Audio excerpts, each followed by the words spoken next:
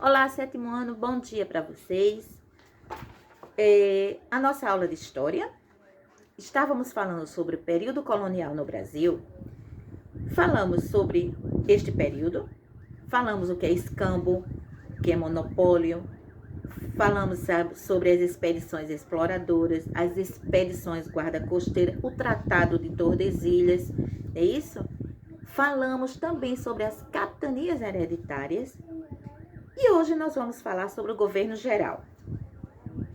Com o objetivo justamente de impedir a sonegação e a falência por completo do sistema de capitanias hereditárias, o governo português, o que foi que fez? Resolveu criar, então, o governo geral, para auxiliar os donatários e vigiar de perto seus interesses.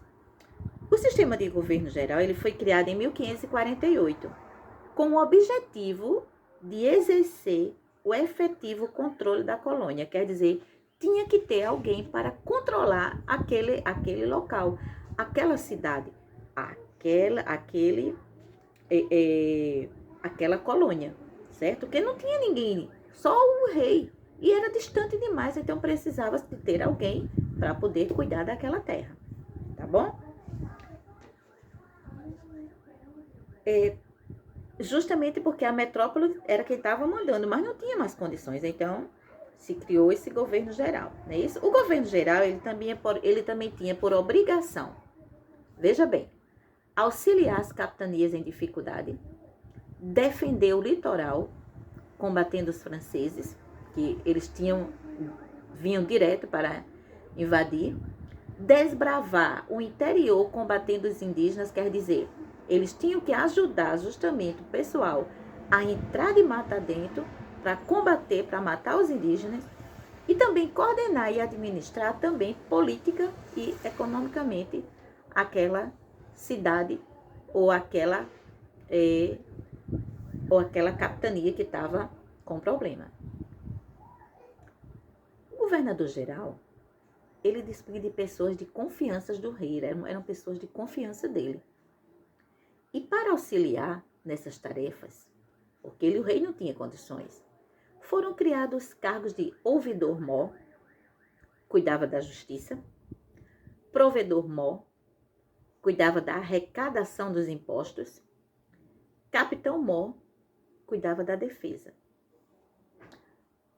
Assim, o governador se tornava a autoridade máxima daquela colônia, representando o próprio rei. E a ele os donatários deviam obediência, porque era ele quem estava mandando. E também subordinação, porque a não ser que fosse o rei, seria justamente aquela pessoa que estava depois do rei, não é isso? Nosso primeiro governador geral, quem é que lembra? Tomé de Souza. Ele chegou aqui em 1549 e governou por 4 anos. Tomé de Souza, ele fundou a primeira capital do Brasil. Quem lembra? Salvador, a Bahia. O Brasil ainda foi governado por 2 outros governadores gerais, Duarte da Costa e Mendes Sá, que fez o governo mais longo e consolidou o sistema geral de governo geral.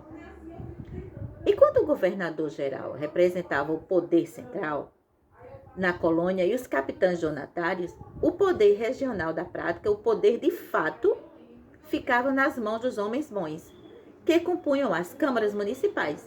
E quem eram os homens bons?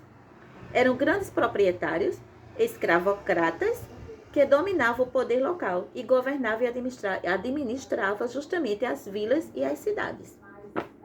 E aí, deu para entender? Claro que sim, né? Se tiver alguma dúvida, é só perguntar que tia Tânia explica novamente qualquer coisa que tiver alguma dúvida, tá bom?